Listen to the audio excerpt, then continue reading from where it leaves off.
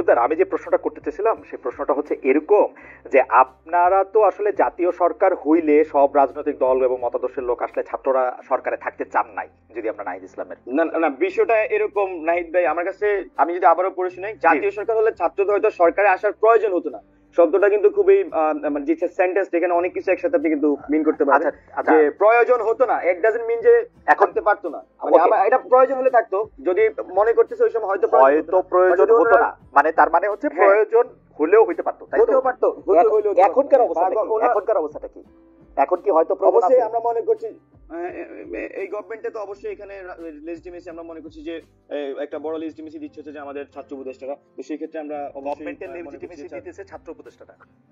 না না, আমি বলছি একটা আমি মনে হয় ওয়ার্ডিং এ ভুল করতে পারি, বাট আমি বোঝানোর চেষ্টা করেছি যে এই গভর্নমেন্টের অন্যতম লেজিটিমেসি হচ্ছে আমরা মনে করছি আমাদের ছাত্র উপদেষ্টা, যেহেতু ছাত্ররাই আন্দোলনের নেতৃত্ব দিয়েছে এবং তাদের প্রতিনিধিত্ব ছাত্ররাই চেয়েছে, এবং সেই প্রতিনিধি হিসেবে জনাব মজুমদার, আমি একটু যদি ধীরে বলেন, আমি আপনার এই বক্তব্যটা একটু লিখে নিতে চাই, যে আপনি একটু বলেন তো যে বর্তমান সরকারের অন্যতম লেজিটিমেসি দিচ্ছে আমাদের ছাত্র উপদেষ্টারা। ওকে, ফাইন, ফ্যান্টাস্টিক। আমার প্রশ্ন হচ্ছে সরকারের অন্যতম লেজিটিমেসি দিচ্ছে ছাত্র উপদেষ্টারা। আমি এখন একটা প্রশ্ন আপনাকে করতে চাই যে এই জুলাই আগস্ট আন্দোলনে আপনারা যারা নেতৃত্ব দিয়েছেন, সেই আপনাদের উদ্যোগে বা আপনাদের নেতৃত্বে একটা রাজনৈতিক দল হতে যাচ্ছে, আমরা এরকম শুনতে পাচ্ছি, মানে এটা হবেও।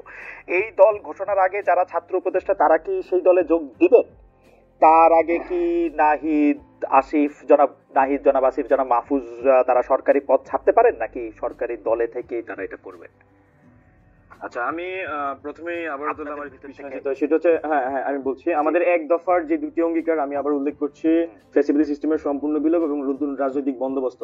মূলত এই দুটি অঙ্গীকারকে সামনে রেখে বৈষম্য বিরোধী ছাত্র আন্দোলন এই 5 আগস্ট পরবর্তী সময়ে তারা সাথে কাজ করে যাচ্ছে। তো বৈষম্য বিরোধী ছাত্র আন্দোলন থেকে যখন দুইজন সমন্বয়ক ছিলেন, যে আমাদের নাহিদ ইসলাম এবং আসিফ মাহমুদ, তারা যখন গভর্নমেন্টে চলে গিয়েছেন, তখন তারা কিন্তু গভর্নমেন্টের হয়ে তাদের দায়িত্ব পালন করছেন। আর বৈষম্য বিরোধী ছাত্র আন্দোলন অন্য যারা নেতৃবৃন্দরা ছিলেন, তারা মূলত দুটি অঙ্গীকারকে সামনে রেখে তারা বাকি সব কাজগুলো করে যাচ্ছেন। এখন আমাদের মাঠে থেকে 5 আগস্ট পরবর্তী সময়ে জনগণের আশঙ্কা বলি, জনগণের চাপ বলি, ছাত্রদের চাপ বলি, একটা নতুন রাজনৈতিক দলে কিন্তু আমাদের উপর একটা সেই চাপ আছে। তো এখন আমরা বৈষম্য বিরোধী ছাত্র আন্দোলন, আমি যেটা বলছি, আমাদের যে দুটি অঙ্গীকার, সেই দুটি অঙ্গীকার বাস্তবায়নের লক্ষ্যে কাজ করে যাচ্ছে। আমাদের রাজনৈতিক দলের বিষয়টি এখনো বিবেচনাধীন আছে, এখন এই বিষয়ে এখনো সম্পূর্ণ সিদ্ধান্ত হয়নি, আমি সেটা বলবো। আর আপনি যেটা বলেছেন যে এখানে আমাদের যারা ছাত্র উপদেষ্টারা গভর্নমেন্টে আছেন, আমরা মনে করছি যে ছাত্র উপদেষ্টা গভর্নমেন্টে আছেন, সেখানে তারা আমাদের ছাত্রদের প্রতিনিধিত্ব করছেন গভর্নমেন্টে, এবং হচ্ছে যে এক দফা দুটি অঙ্গীকার, সেই দুটি অঙ্গীকার বাস্তবায়নে তারা কিন্তু সেখানে কাজ করে যাচ্ছেন। আর রাজনৈতিক দলের সাথে তাদের নতুন রাজনৈতিক দলের সাথে তাদের যে আপনি যে সম্পর্কের কথা বলছেন, যে বা তারা আসবে কিনা, সেই বিষয়টিও আমি মনে করছি যারা গভর্নমেন্ট আছে তারা আসলে এই নতুন রাজনৈতিক দলে আসার সুযোগ কম। আর সেক্ষেত্রে যদি তারা কখনো রাজনৈতিক দলে আসতেই পারেন, বাংলাদেশের নাগরিক হিসেবে তার রাজনীতি করার অধিকার আছে, সে যদি কখনো রাজনৈতিক দলে আসে, অবশ্যই সে গভর্নমেন্টে থাকবে না, সেভাবে সে আসলে রাজনৈতিক দলে আসবে। আমি গভর্নমেন্ট বলতে বলছি ইন্টারিম গভর্নমেন্টকে। যদি রাজনৈতিক দল করে, তাদের আসলে গভর্নমেন্টে না থেকেই তারা রাজনৈতিক দল করবে, তাই তো? অবশ্যই অবশ্যই অবশ্যই। আপনাকে অনেক ধন্যবাদ।